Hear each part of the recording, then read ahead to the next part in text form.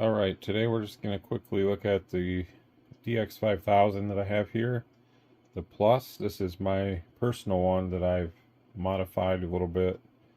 Just have an XT90 jack on the back. If you don't know what that is, it's a different power plug. It's not the standard 3-prong. I put that on there. I don't know if it makes a huge difference or not, but it's on there. So it was kind of a fun little project I did.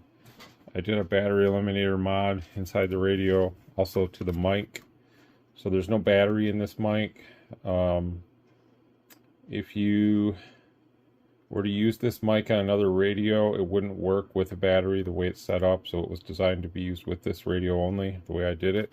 I'll put a right angle on it. That'll be my next thing. I might do that this afternoon.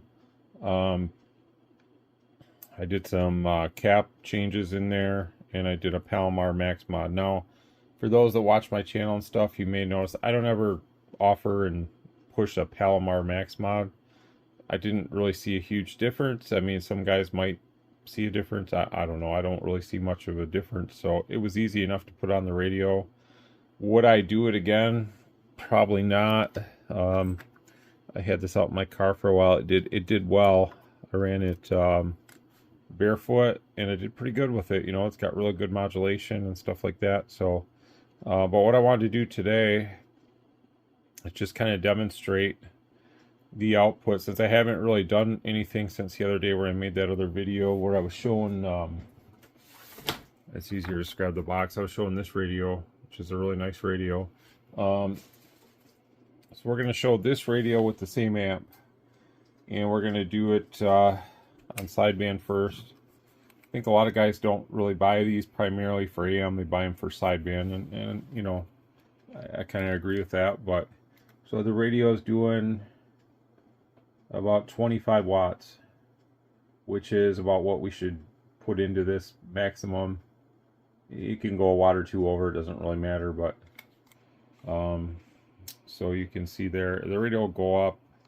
Let's try to take a reference of where we are here. We're on the P and the power. So we just turn this up. I'm just curious to see. So with it all the way up, it's about 40, 45. That's too much. We're going to risk shorting out the MOSFETs in the amplifier. And we don't want to do that. There's almost 50. So turn that back. Because I mean, the amp's not going to do any more power. If you drive it harder, you're just either going to heat it up too much, you're going to heat up components, you'll end up shorting something out, and it will not be a good day for the amp. So we're probably going to see about 300 watts out of this, like this. Now there's no input or output attenuation on, so there is input attenuation. So for the 25 that I'm putting in, the amplifier is automatically attenuating it down to, let's say, I'm not sure what the 503 input requirement is, but let's say it's 5 or 10 watts. That's actually what the amp sees. So if you overdo that input power, you'll probably burn up that input attenuator. And what happens then? Well, if you burn that up and the RF still passes through, now there's no input attenuation, and now you're definitely going to smoke the MOSFET. So you're going to smoke one or two things by overdriving this thing, and you don't want to do either. So here's the amp in full power mode. So it's about 300 watts. I personally wouldn't run it like this very long, but I'm sure people probably do, and maybe they have good success. I don't know. 1 2 3 1 2 3 1 2 3. So on the dummy low, we're not getting any reflection or anything. Now these radios, anything that's China made, whether it's Anytone, Radio Oddity, Striker, President, they're all prone sometimes when you're running these on antennas. They're prone with the SWR protection to have a false reading. A lot of times that can happen. I would say to just shut it off if you're running an amp. I mean, that's my personal opinion. Otherwise, it's going to unkey your radio, and I've seen it happen so many times in different setups for different people. You know, you hook something like this up, it's obviously this doesn't have sideband, but regardless, if you hooked up a 148, a Grant, something like that, you're not going to have that problem. So what I would say is they don't really, the technology is great, But on the other hand, no one ever tests these with amplifiers and reports back to the factory about that stuff. And then even if said person or somebody did, they're not going to really know how to probably go about it because they don't have an amplifier price sitting there to test it with. And they'd have to put it on an over-the-air antenna and, you know, all these different variables that we would do on a daily basis. So, you know, certain things are just little quirks and stuff we have to live with. In a lot of cases, I don't have a lot of experience running amplifiers. Like the amps I have, I generally would run, you know, they're not little transistor or MOSFET amps. They're tube amps.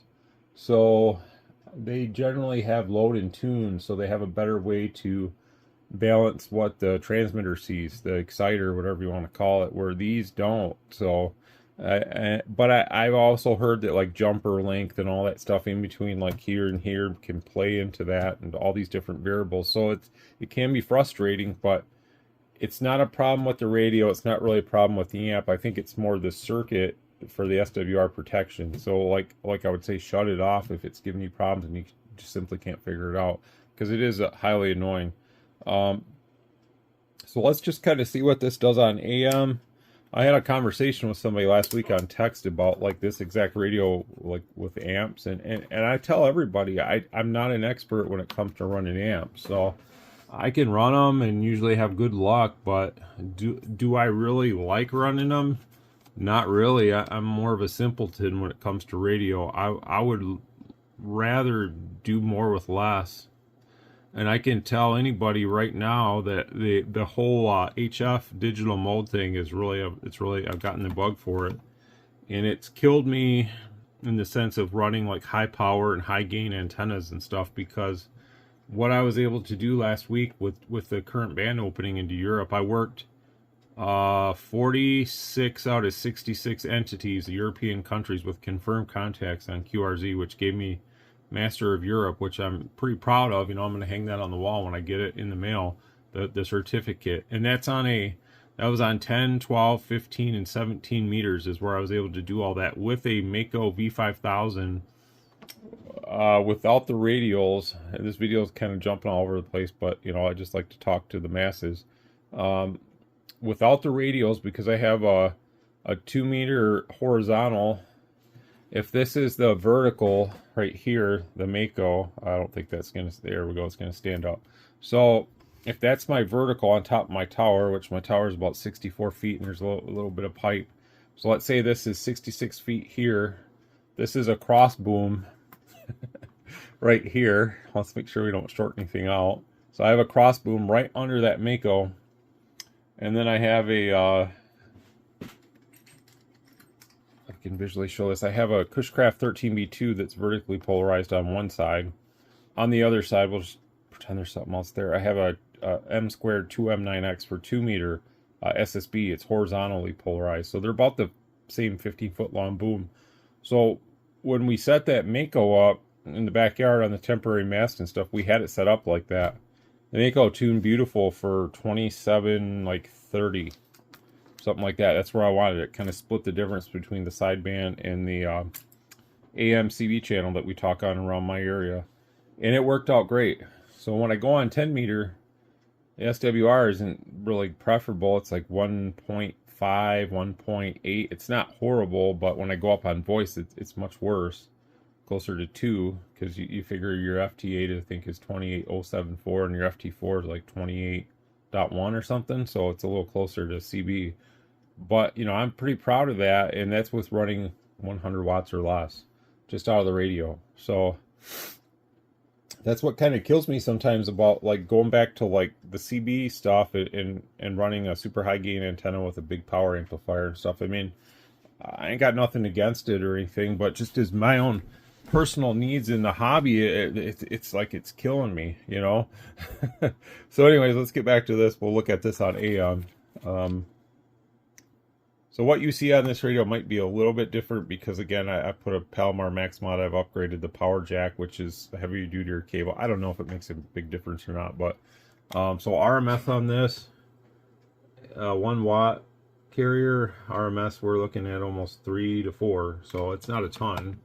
And then PEP, So PP on this, it is, you know, it's peaking quite a bit, but this is a hot audio radio, so, you know, 1 watt to, you know, 40 something. I wouldn't say that continuous, like if you had this radio and you had a Dozy or a Workman or PDC or a something that's not a good quality peak detecting meter, and you saw that kind of power, absolutely do not key it into this amp, because you will vaporize it, because those meters are definitely not accurate in that sense.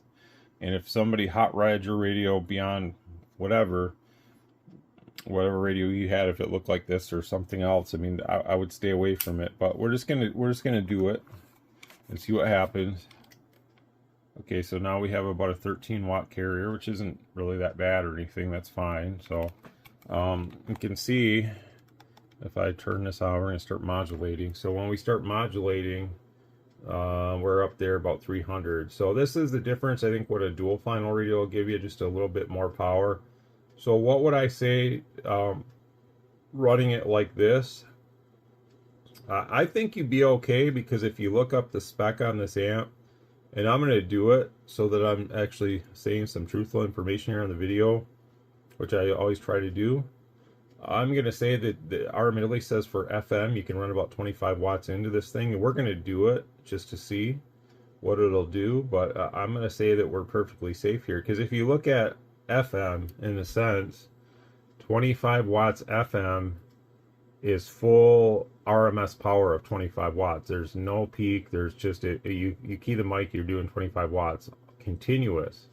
Just like digital modes, it's continuous power. And what you'll find in a lot of cases with you know, certain types of antennas and stuff like that, when you're running digital modes, they handle way less power. Antenna tuners sometimes handle less power because digital is harder. And I would say in the CB world, FM would be harder too. You know, it's continuous power. It's like turning the light switch on in the room. It doesn't shut off until you shut it off. And the same thing on FM. When you key down, that power's there. And I don't even know what the pass-through power is on this amp, on just with it switched off like this. And again, I'm not selling this or selling these, so I'm just demonstrating it again because I think it's a cool amp. Would I say to get this? It depends on what radio you have, because really this is about 300 watts what I'm seeing max. Should you run it at max? I don't know, probably not, but you know, I think that's what it says not to. But you know, I know a lot of guys will. And will it last? It's hard to say, but there's a lot of guys running these, so they can comment and share their experience probably more than I could. They make that 503, which is a massive size difference. I think that's about a 500 watt amp. So what are you really gaining going from this to a 500 watt amp? Not a whole lot really, except more excitement on a power meter, but it depends on what radio you have. If your radio already does 100 watts, then this doesn't really give you that much more. The 703 would give you more. If your radio's like this and it's 40 or 50 watts, then yeah, this is a good upgrade. It's going to give you that extra S unit, which, oh wow, an extra S unit. But you know, sometimes it can make a difference, sometimes it doesn't. Conditions are always going to prevail. So no matter how much money you spend on this, meters, power supplies, antennas, coax, if you don't have conditions, you can spend as much money as you want. You ain't doing nothing. So without conditions, you can have as fancy of equipment and the more power, the merrier, and you ain't getting out. So conditions are always going to prevail. But then again, you know, when you have conditions, what's really going to benefit you as an operator? Only that person can make that decision. People ask me that stuff all the time. What do you think? Well, I don't know. I don't know what your situation is. You know, like I can tell you what my situation is, and you know, would I buy another like amplifier? No, I wouldn't. You know, I have enough to keep me content. You know, I don't even use half the stuff or really any of it. But so anyways, let me find out about FM so we can show that. And then what we're going to do is we're going to do a harmonics test to see how pure this amp is. And now when you do that, you should do it in a continuous carrier mode. And we're going to do it on FM because on FM we can have a continuous carrier with this thing running at full tilt. And we'll do our harmonics test on the spectrum analyzer. We'll see there's no filter on this or anything. Let's just go straight into the dummy load. And the RF sample is coming through right here. So the amplifier out goes right in there, it just comes through, it gets sampled completely out there and goes right in. So we will know immediately, like, is this thing clean? And I already know it is, but I'd like to show it. This is a very clean amp. Your 203s are definitely not. I haven't ever done this on the 703, but I would have to think that's a pretty clean one too. This does not meet any FCC requirements or anything like that. It's not an FCC type accepted amplifier for HF, so just keep that in mind, that, you know, if you're buying this and running this, it's not technically supposed to be ran, although, you know, it should, and I'm going to show that it obviously does meet that expectation. The reason being that they probably didn't do it is because it doesn't block 27. So obviously that's a major issue there, that wouldn't meet the requirement. So let's do that really quick, and I'll be back to show that. Okay, here's some useful information here. So what we're going to see here is exactly what I thought. So you can put about 35 watts max in. They say all modes. I would say FM. They should put FM there, because you can put 35 watts FM into this, and I don't even think we need to put that much to get 300 max. And that is true. The amp's doing 300. That's what we're seeing. So minimum bypass is about 50 watts. So what does that mean?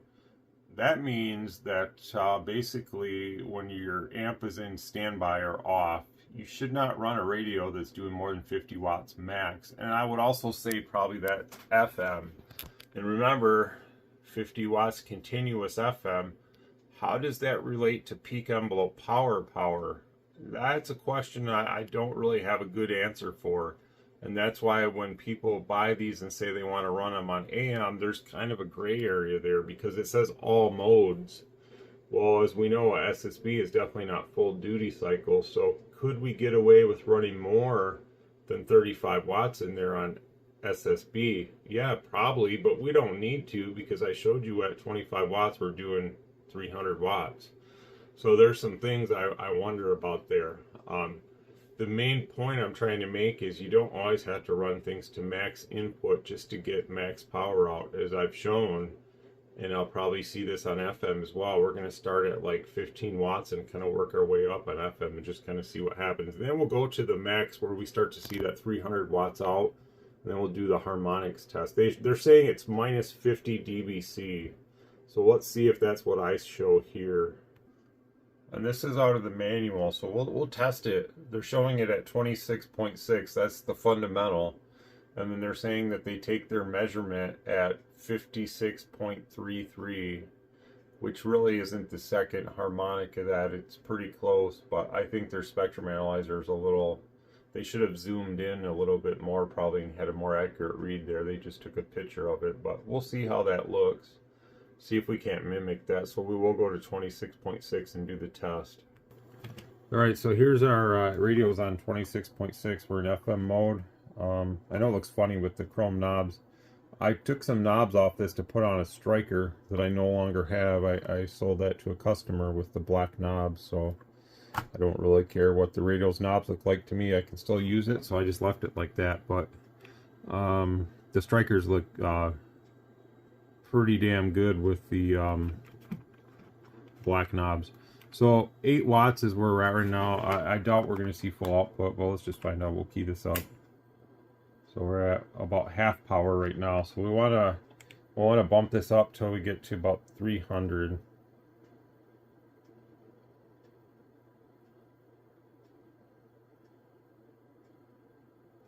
And we're maxed out right now at 284, so we essentially can't get the full 300 out of it. And I'm curious to see how much power I'm putting in. I'm probably putting in too much. 20. Actually, I need to adjust the service mode on my radio, because I have 25 watts as the max. So let me go in really quick and readjust that. For whatever reason, I didn't want it to be anymore. And honestly, I think I set it up to run it with one of these at one point or some point or another. So what I'll do is I'll bump that up just a little bit, because I want to get it to do 300. Okay, so I turned it up to 40 or so. I don't really want to put that much in, but just so that we know we can get somewhere with it. So what I'm going to do is start, what did they say, 35? So what we'll do now is we'll start at 30. I bet you 30 will get us there. Okay, let's see, 30. Yeah, there's 300 right there on the nose, just a little less actually. Probably what you'll find is the amp will kind of saturate down. But there's our 300, so let's see where we're at. We're actually over the limit, so we want to make sure that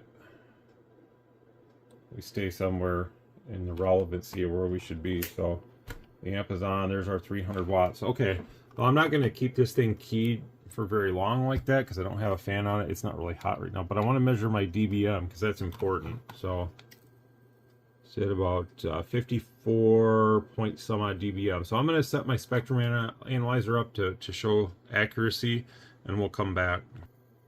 Okay, so there's our spectrum analyzers in agreement, so we know that we're good or somewhere good. So the amp kind of saturates and it's dropping a little bit, so I want to fluctuate that into my test. It's not real critical to do that, but I just want to make sure. All right, so here comes our test. So we're going to key up. Okay, so here's our test. So you can see that it definitely meets specification for what we're looking at, minus 50. That's what they showed, and that's about what I'm seeing. So that's pretty good. I want to adjust my amplitude just a little bit on my spectrum analyzer because I'm a little bit off. I'm showing 54.29 dBm and I'm at 55.4. Power's dropped off a little bit just due to MOSFETs. When they heat up, they saturate and stuff. So, you know, what I would say that for better or for worse, my rail's sliding off my little stand. We're showing proper, which is good. Just so that we're all kind of where we should be. You can see that the power's slowly dropping, but you know, so it's hard to line it up because as this amp heats up, we're losing power. Could we drive it a little harder? Sure, but it's not going to gain any more power at this point. You know, that's what I'm saying. Like, this is hard on everything when you're running this kind of power. So I would say that we're well within where we should be, and not to worry about it. So it's a very clean amp. You can see the third, the fourth. It goes out to 10 harmonics of, you know, the power and where it's at in relation to the frequency. So it's very low on harmonic transmissions, which is good. But again, it's kind of annoying me that I can't get this to line up a little bit better. There we go, 54.2, 54.2, that's better. So again, it's about minus 50, and that's exactly what our emittally showed. So I think we're square. How much power are we driving it with? Let's see. Right now, the power that we're getting out is 270, 260, which it's dropped off a lot. You know, as these things heat up, they drop off. Let's switch it off and see. 32 watts. So yeah, right in the ballpark of where, you know, we wouldn't want to drive it any harder.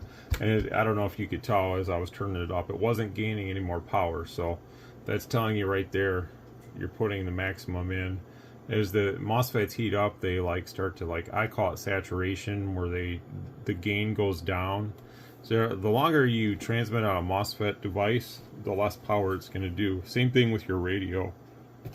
As this thing gets hotter and hotter, it's going to do less power. Now, it's not very hot, but this is very hot. So if you had like a, you know, a fan that was taking the hot air and escaping, the amp would do more power more continuously, I think. But the moral of what I've just showed is the manufacturer's done some good testing. And, you know, you don't find that kind of testing or anything on some of these, like, builder amps and stuff like that. If you ask them, hey, what's the harmonic suppression and total harmonic output of your amplifier, they probably wouldn't know what to tell you. And I'm not saying that they don't know how to build an amp, but I think what they really categorize and what they care the most about is just creating power, which I think creating the power is the easiest part. I'm not saying it's easy because obviously I don't build amps and I never would want to, but getting something to make power, I think, is easy. Getting it to be suppressed properly is a little harder to do. And that's the thing that, I always stress to guys about, if you don't know and you ain't got a way to test it, something like this is kind of invaluable, because this is going to clear up a lot of issues that, the amplifier creator may not have thought about, or just in some cases didn't care about. But maybe I'm over the top and stuff, but I really truly do care about what I put on the air. And that's why at the end of the day, if I never sell another piece of gear again, the stuff that I have here to me is invaluable as an operator, because I can sit here and I can test things and I can see things for what they are and stuff like that. So, and I don't mind sharing some things just to show once in a while when I get some free time. But I hope that some guys got some valuable information out of this. And like I said before on the last video, if you watched it where I showed this with that amplifier, with this amplifier, the problem with that radio is, the 4 watts, it's never going to get you anywhere near what this can take for the 30 whatever input to make it do 300. Now, I'm not saying that you should run this on FM at 300, because it's probably not going to be good for it in the long term of the lifespan of this. But think about it like this: if you can make it to somebody with 100 watts out of this, I mean, let's turn it back on and let's just go through the attenuating steps just to see. I'm curious to see what it's going to do. Let me make sure I didn't do anything with my radio, but okay, so 33 watts. Okay, so we'll turn it on. We should be somewhere. Yeah, so it's already starting to heat back up. We're still at minus 50 or whatever, so we're good. Let's just turn this down to step 5 and see. They're starting to cool off. I mean, the power's creeping up, so there's a little bit of power attenuation there. We'll go to 4. Same drive, just less power, because now we're attenuating the output. If you can make it on that power, you're going to make it. There's no reason to turn it up all the way at that point. Here's level 2, 165. So that's about half of, maybe a little more than half of what the amp can do total. And then here's level 1, about 75. So, I would say that on FM, probably to safely run it, that's probably perfect. And that's level 3 with, whoops, I thought I switched it off. 33 watts of drive. Now what happens if we lower the drive with it all the way up? Okay, let's check that. Let's go down to 10 watts of drive.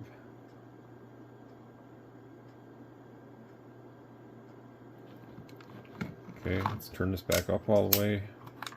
Heat up. About 170. So what does it take with it all the way up to get 200? Okay, let's find out.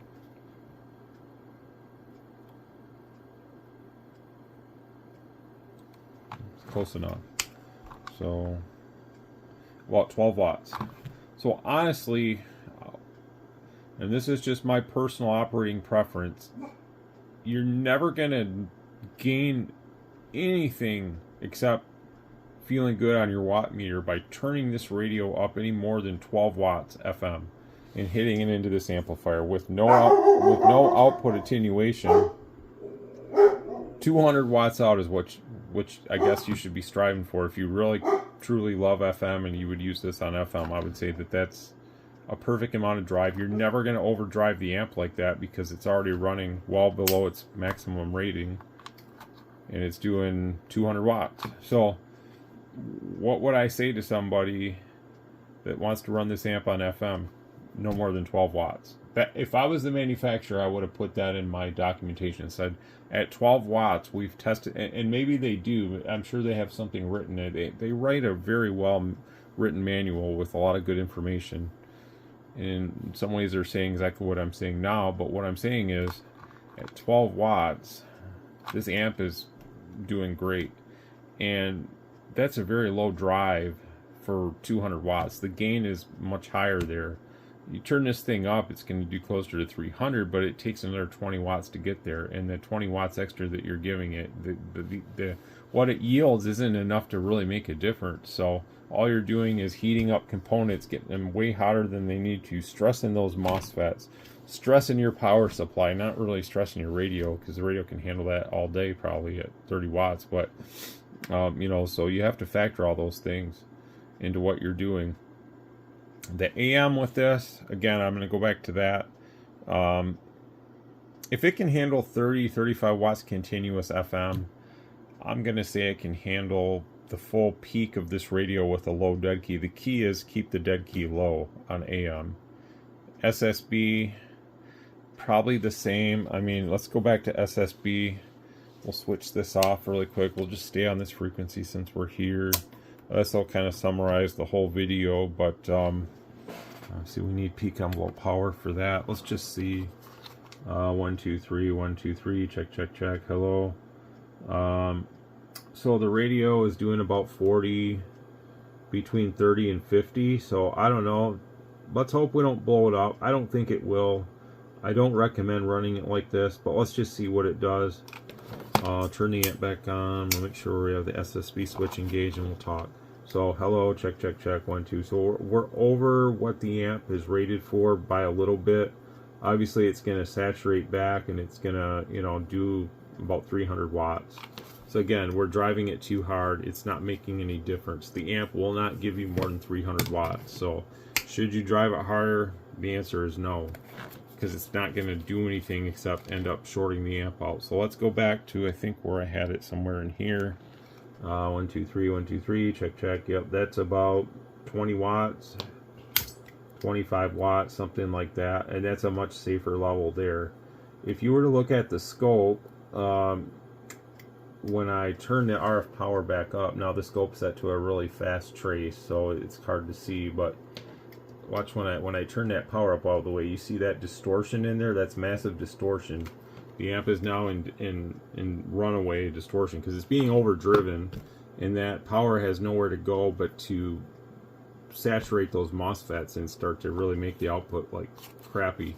So you want to make sure that you don't overdrive this, therefore you have a cleaner signal on the output, and that looks better there. Obviously 1 2 3 1 2 3. Check check check. Hello.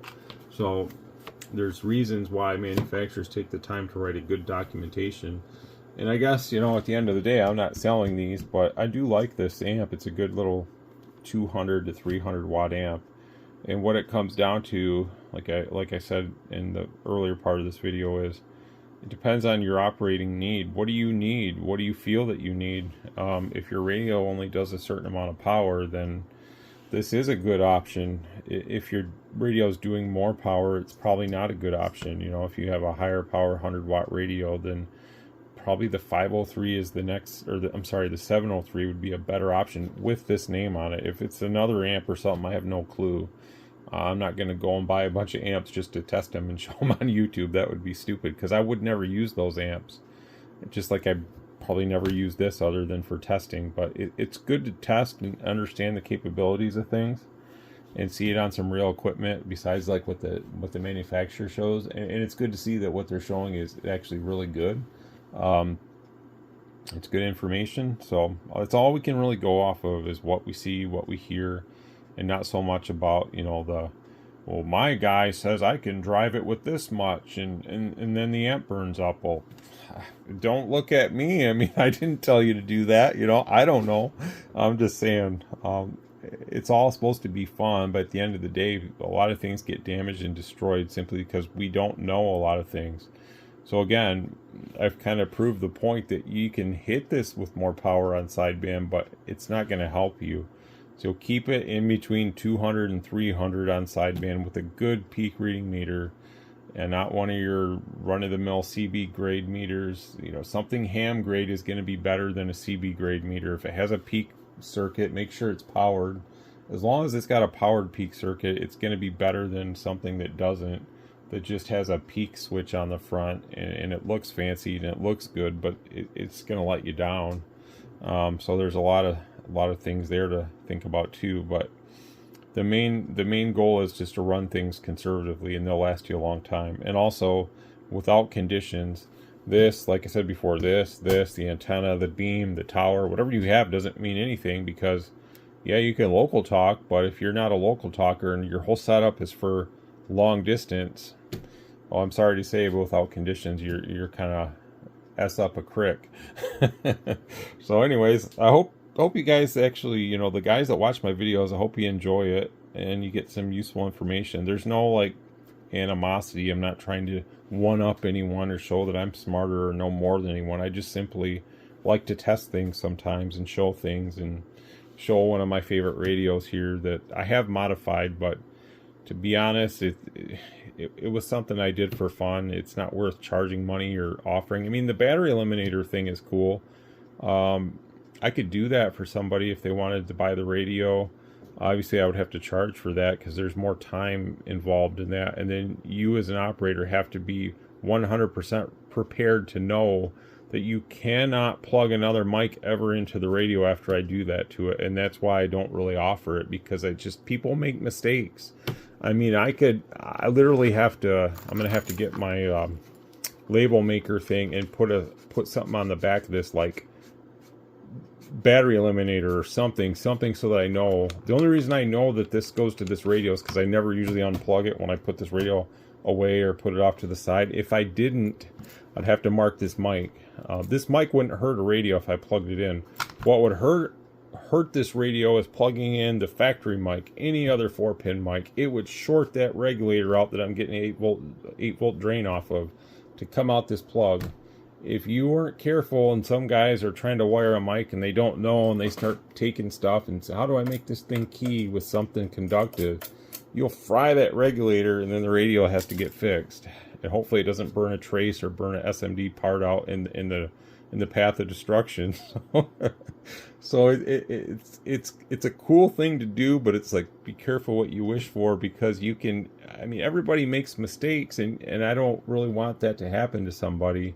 And I'll be honest, a couple of times I did accidentally plug a different mic into this, and luckily I realized it really quick, and the radio reset. It like blinked, and I thought I smoked it, you know. So I mean, if I did it, most guys might actually do that too. And then you know, I don't want to sell somebody something and set them up for failure. That's my number one thing that I don't want to do, is set a customer up for failure. So, but if somebody wanted it, I could show you how to do it. It's not that hard, and you could do it yourself. And then if you broke it, you got nobody to blame but yourself, unfortunately. So what I'm going to do now is just cut this video off. I'm gonna rewire this for a right angle, and then I'm going to enjoy this radio and this mic a little bit more that way. So 73, and you know, don't be afraid of this. It's a nice little amp. Hats off to RM Italy. They make a good little product here. I do have a 703 somewhere. I think it's new in the box, but I don't really want to take that out just to test it. This one I have used occasionally, so I have no problem testing it, but it tests well, so that's all I can say.